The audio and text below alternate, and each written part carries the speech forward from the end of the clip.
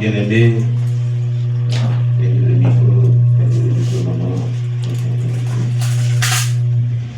Amen.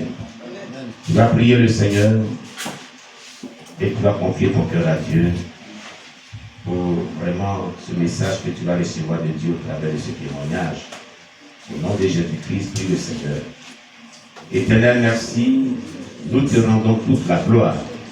Nous bénissons ton nom, toi qui nous fais la grâce de nous retrouver encore une fois de plus autour de ce témoignage merveilleux qui nous interpelle sur la réalité du ciel et de l'enfer et qui nous prépare au retour de Jésus-Christ aussi, parce que il nous amène vraiment à examiner nos vies et à nous détenir de nos péchés, à nous sanctifier, à nous vraiment édifier, à nous accrocher de toi encore davantage.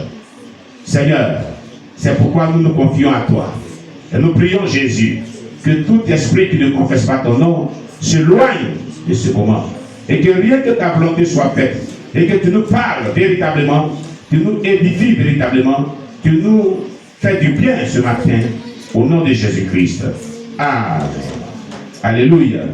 Comme vous le savez, nous sommes en train de voir une série de témoignages. Et nous sommes en train de voir le témoignage de Yemi Bangkok. Alléluia. Yemi Bangkok. Donc le témoignage d'Alain.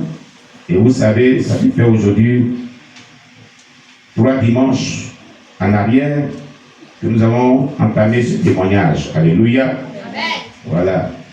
Et la suite de ce témoignage est aussi très merveilleux.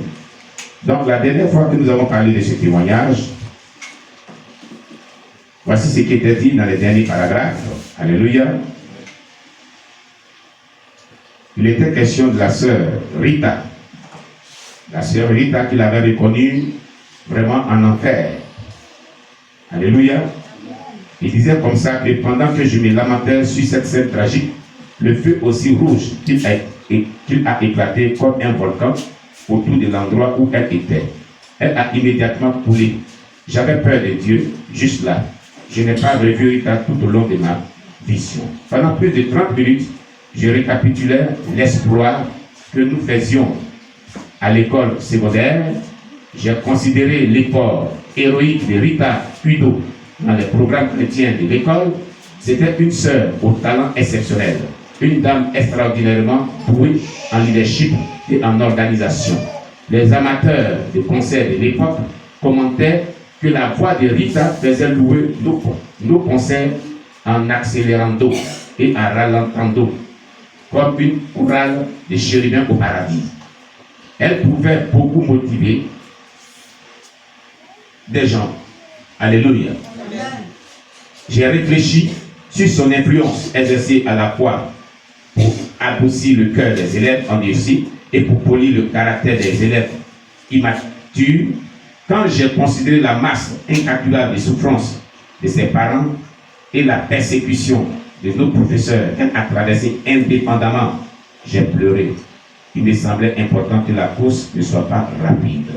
Vous voyez une sœur engagée, persécutée, une sœur qui a mené beaucoup des âmes à Jésus-Christ, une sœur qui vraiment arrivait à conquérir le cœur des gens qui sont endurcis, incrédules, a donné leur vie à Jésus et cela marchait très bien. Elle est arrivée à les gagner. Une sœur douée de talent, qu'elle chantait, on dit ce sont les chérubins. Hein? C'est comme une chorale de chérubins. Alléluia. À cause du péché d'impudicité, comme l'a dit le dimanche passé, cette sœur a fini sa vie en enfer. Alléluia. C'est pour dire que, bien aimé, il faut être fidèle jusqu'à la fin. Il faut être fidèle jusqu'à la fin. Fidèle dans l'obéissance, fidèle dans la sainteté, fidèle en haïssant le péché et en aimant vraiment le pécheur, fidèle en haïssant tout le mal sur toutes ses formes, fidèle en se détournant de ses péchés. Tu comprends? Alléluia. Dans le chapitre 3 de notre témoignage d'aujourd'hui, nous allons donc voir